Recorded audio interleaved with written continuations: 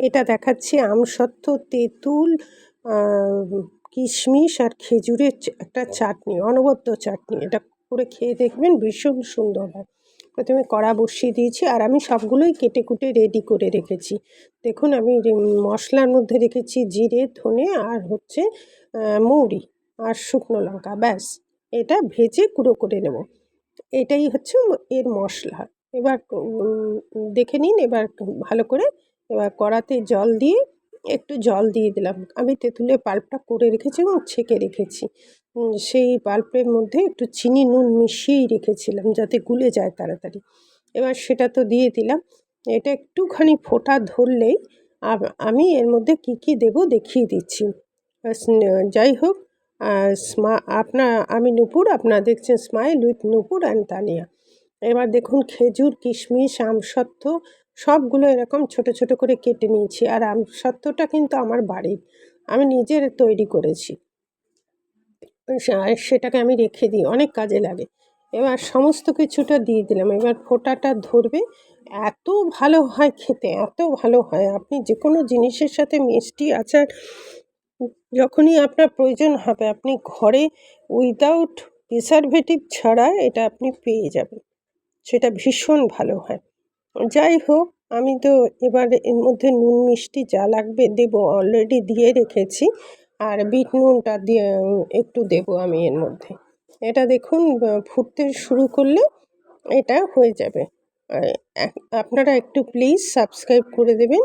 যদি মনে হয় আমার রেসিপিগুলো আপনাদের কাছে ভালো লাগছে, তাহলে একটু সাবস্ক্রাইব করে দেবেন, পাশে থাকবেন, পুরো ভিডিওটা দেখবেন, বেল আইকনটা টিপতে ভুলবেন না, লাইক শেয়ারটা করে দেবেন যদি এগুলোকে আপনাদের উপযুক্ত মনে হয় বা করতে ভালো লাগে বা খেতে ভালো লাগে, তাহলে দয়া করে একটু এটা করে দেবেন।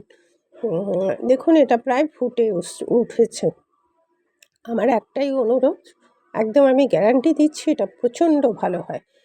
একবার করে দেখুন, করে নিজে রাখুন, তাহলে দেখবেন ভীষণ, ভীষণ আপনিও নিজে এবং বাচ্চাদেরও এটা দিতে পারবেন, কোনো অসুবিধা নেই। কারণ তেঁতুল হচ্ছে এমন একটা জিনিস, তেঁতুল খুব উপকারী জিনিস, যেটা আমরা এখনও খাই না, ভীষণ টক বলে।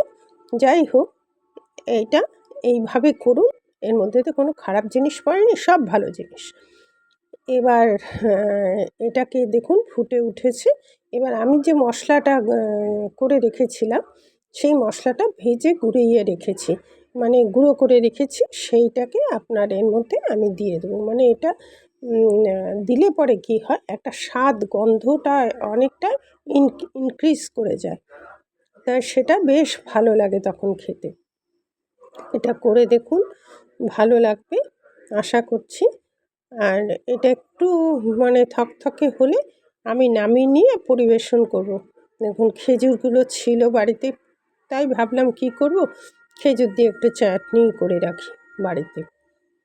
এর আগে তেঁতুলের চাটনিও করেছি আমি, এটা খেজুরের চাটনি। খেজুর, আমসত্ত্ব, খুব সুন্দর একটা রেসিপি।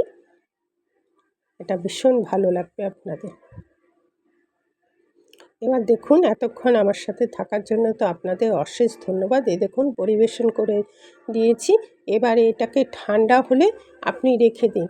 এবার একটু বেশি দিন রাখতে গেলে আপনি এটাকে ফ্রিজে রেখে দিতে পারেন। আমার তো বহুদিন থাকে, আমিও তাই আপনাদের সাজেস্ট করব যে আপনি এটা রেখে দিন।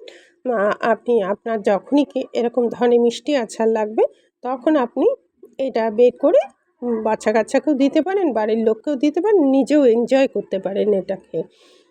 তা আমার সাথে তো আপনারা এতক্ষণ রইলেনই, একান্ত অনুরোধ একটু প্লিজ সাহায্য করবেন। আজ তাহলে আসি, পরবর্তীতে দেখা হচ্ছে যে কোনো একটা এপিসোডে রেসিপি নিয়ে।